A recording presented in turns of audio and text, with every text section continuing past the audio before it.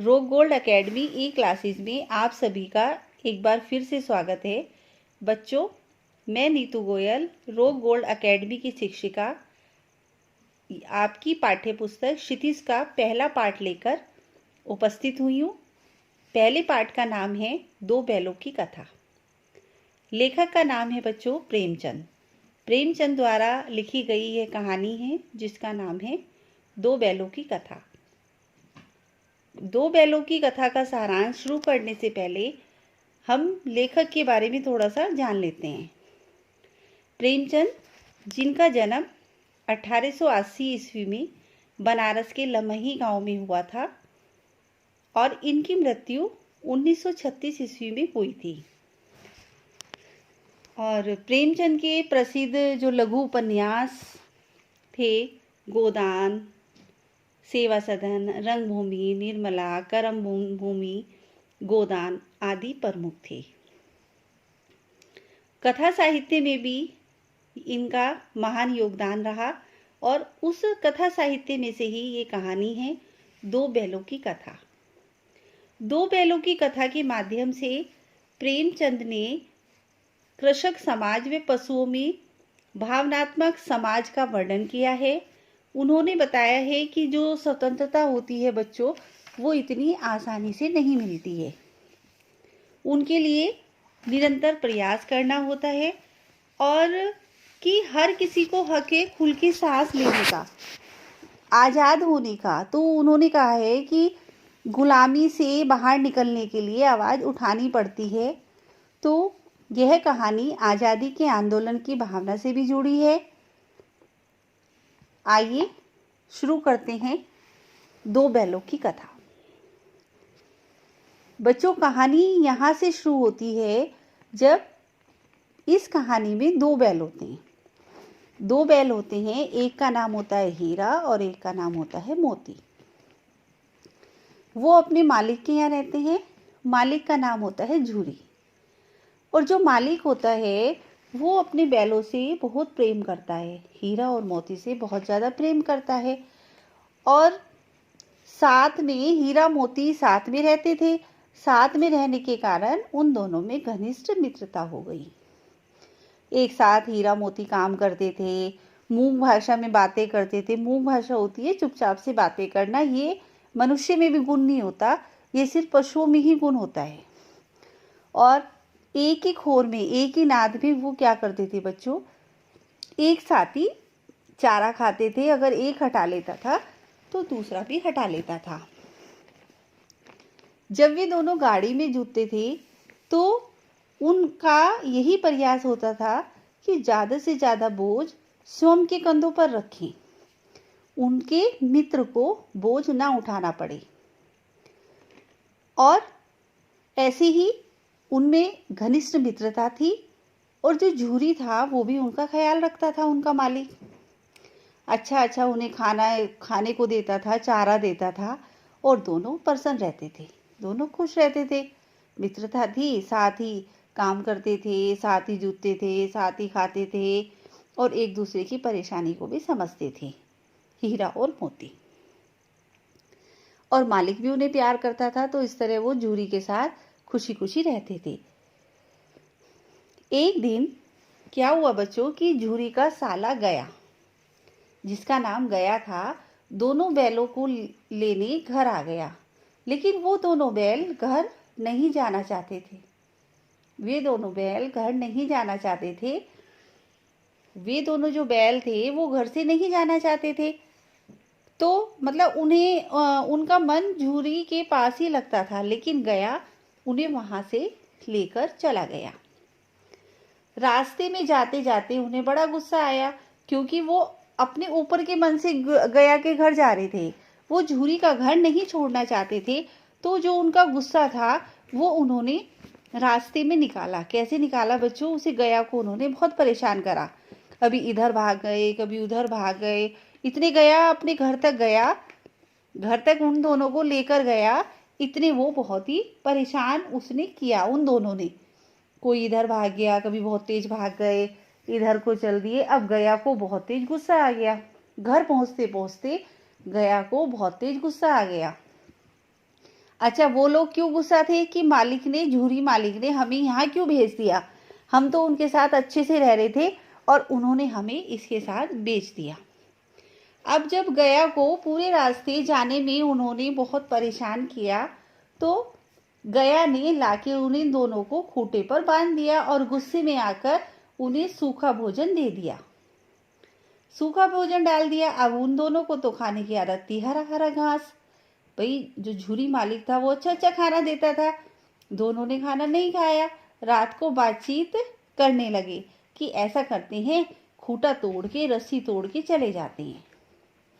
तो दोनों ने प्लान बनाया और वो रस्सी को तोड़कर भाग लिए और भागकर सुबह सुबह वो झूरी के घर पर पहुंच गए। झूरी उठा और उसने देखा कि दोनों हीरा और मोती वहां पे खड़े हैं। वो खुश हो गया अपने बैलों को देख के, क्योंकि झूरी तो बहुत प्यार करता था अपने बैलों से। लेकिन जो उसकी पत्नी थी, उसने जैसे ही देखा तो वो नाराज हो गई। उसने कहा कि मेरे भाइयों के यहाँ से ये छुटकर वहां से आ गए, ये तो कामचोर हैं। उसने नौकर को हिदायत दी कि इन्हें सिर्फ सूखा चारा डालना है, इन्हें और कुछ नहीं डालना। ये दोनों वहां से काम ना करने की वजह से भागकर आ गए।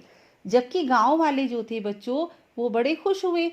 भाई ये सुन के उन्होंने सबने प्रशंसा करी कि देखो ये जानवर कैसे हैं, कि मालिक से उनका कितना प्यार है, जो कि ये मालिक के पास फिर दोबारा आ गए। तो किसी ने उन्हें गुड़ खिलाया, किसी ने उन्हें मीठा मीठा चारा दिया लाके, और बहुतों ने उन दोनों की प्रशंसा करी। तो फिर क्या हुआ, गया फिर उन दोनों को लेने फिर झूरी के घर आ गया। और इस बार जो गया था वो पूरे इंतजाम से आया था। वो गाड़ी लेकर आया। गाड़ी में उसने हीरा और मोती को जोत कर लेकर गया। गाड़ी में उन्हें लगा के लेके गया। तो मोती था, मोती को फिर गुस्सा आ रहा था, मोती और हीरा को। मोती कोशिश करता कि गाड़ी का जो पहिया है उसे गड्ढे में डाल दिया जाए, जिससे कि क्या होगा, ये मर जाएगा हमारे साथ साथ। लेकिन हीरा ने उसे मना किया, समझाया कि नहीं, ये गलत है। और समझाते हुए चले गए और गया के घर पहुंच गए। गया ने क्या करा, बेड़े में उन्हें बांध दिया, पूरा दिन उनसे काम कराया और खाने के लिए उन्हें सूखा भूसा दिया। लेकिन गया के घर में भैरो रहता था। वहां पे भैरो नाम का एक आदमी रहता था। उसकी एक बच्ची थी और छोटी बच्ची थी। उसकी जो सगी माँ थी वो मर चुकी थी, और सौतेली माँ जो कि उन पे अत्याचार करती थी। तो वो सब हीरा मोती पर होने वाले अत्याचार को देखती थी कि भाई जो गया था वो हीरा और मोती से काम कराता था, पूरा दिन बहुत जम के काम कराता था, लेकिन खाने को क्या देता था, सूखा भूसा। तो उस लड़की को जब बैलों पर हुए हुए अत्याचार को उसने देखा, तो बैलों के प्रति उसका प्रेम उमड़ जाता था। तो एक बार क्या हुआ, जब घर के सभी सो जाते थे, तो वो एक एक रोटी एक हीरा के लिए और एक मोती के लिए लेकर आती थी। लेकिन भाई एक रोटी से उन दोनों की बैलों की भूख थोड़ा ना शांत हो जाती। भूख शांत नहीं होती थी, लेकिन क्या होता था, उनके मन को संतुष्टि मिल जाती थी। एक एक रोटी खा के कि हाँ कोई तो है। हीरा मोती के मन में संतुष्टि हो जाती थी कि हाँ कोई तो है जो हमारी देखभाल करने वाला है, यहाँ जो हमें प्यार करने वाला है। वो थी एक छोटी बालिका। एक बार हीरा और मोती भागने का फिर से विचार करते हैं। तो जैसे अपनी रस्सी को मुंह से चबाती हैं, तो छोटी बच्ची आके वो देख लेती है और वो उन दोनों को आजाद कर देती है, और हीरा और मोती वहां से भाग जाते हैं। भागते भागते वो क्या देखते हैं कि रास्ते में एक मटर का खेत है। अब वो तो भूखे थे बेचारे, काम उनसे होता था, पूरा दिन कराते थे, खाने को उसे कुछ नहीं देते थे। तो वो मटर के खेत में रुक गए और वहाँ पे मटर खानी उन्होंने शुरू कर दी। इतने में क्या हुआ बच्चों कि मालिक डंडा लेके वहाँ पे आ गया। मालिक ने देखा कि वो मटर खा रहे हैं। मालिक ने देखा कि वो मटर खा रहे हैं तो उन्हें डंडे लेके जब 2-3 आदमी आए उनके साथ तो उन्हें पकड़ लिया और काजी होस में डाल दिया। कांजी होस होता है बच्चों जहाँ पर लावारिस जानवरों को रखा जाता है। वहाँ पे फिर बेचारे बंद गए, कांजी होस में जाके बांध दिया। वहाँ पे देखा, वहाँ तो बहुत सारे पशु थे।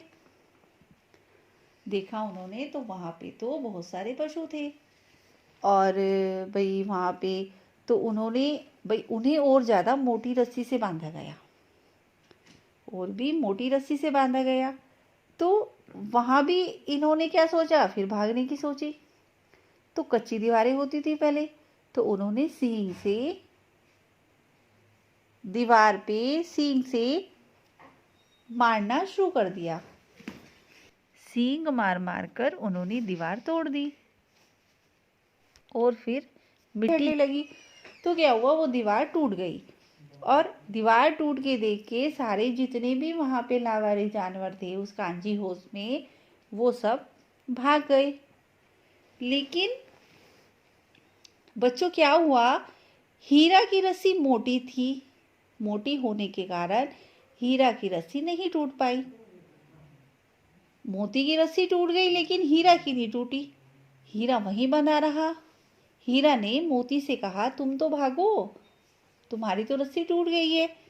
लेकिन मोती विपत्ति में छोड़कर उसे नहीं जाना चाहता था, वह वहीं रहता है।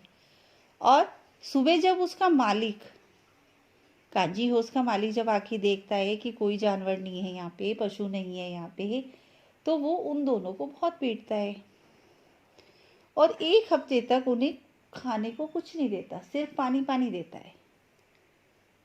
पानी पानी देता है। अब क्या होता है, ये जितने भी कांजी होस में जानवर होते हैं उनकी नीलामी करी जाती है, उन्हें बेचा जाता है। अब रोज कोई ना कोई गाहक आता और दोनों को देख के जाता। दोनों दुर्बल हो गए थे। बच्चों दुर्बल कैसे हुए थे, रोज उनसे भाई खाने को तो उन्हें दिया नहीं जाता था, पानी पानी में बंदा कमजोर हो ही जाता है। तो वो कमजोर हो गए। जो भी आता मुंह बना के और चला जाता, कोई खरीदने का उन्हें नाम नहीं लेता। एक बार एक दड़ियल आया और उसने उन्हें खरीद लिया। अब वो दोनों बैल, हीरा और मोती, उस दड़ियल के साथ चल दिए। उन्होंने सोचा कि अब तो हमारा लास्ट टाइम आ गया है, मतलब हम मरने जा रहे हैं, है ना, हमें ये मार ही देगा। और वाकई में बात यह सच थी, क्योंकि वो जो दड़ियल था बच्चों, वो कसाई था। वो उन्हें ले जाके काटने वाला था, मारने वाला था। लेकिन जब वो जा रहे थे रास्ते में उस दड़ियल के साथ दोनों, तो उन्हें लगा कि जो रास्ता है वो जाना पहचाना है। जाना पहचाना सा उन्हें रास्ता लगा, क्योंकि ये वही रास्ता है जहां से गया झूरी के घर से उन्हें लेके गया था। तो जैसे जैसे वो पास जाते जाते किसके पास जाते, झूरी के घर के पास। झूरी के घर के पास जाते जाते क्या हुआ, उनमें ताकत आती चली गई। उन्हें लगने लगा ये तो हमारा देखा हुआ रास्ता है और ये तो हमारे मालिक का घर आने वाला है।